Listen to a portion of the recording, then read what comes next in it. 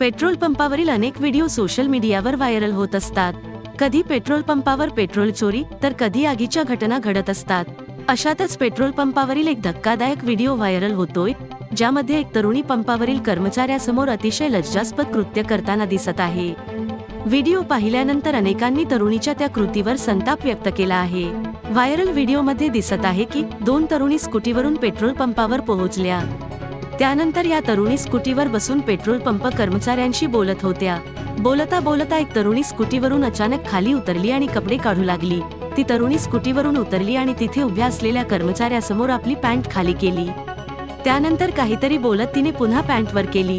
घटनेदरम्यान कर्मचारी समोरच्या दिशेने हात करीत काहीतरी सांगत असल्याचे दिसते।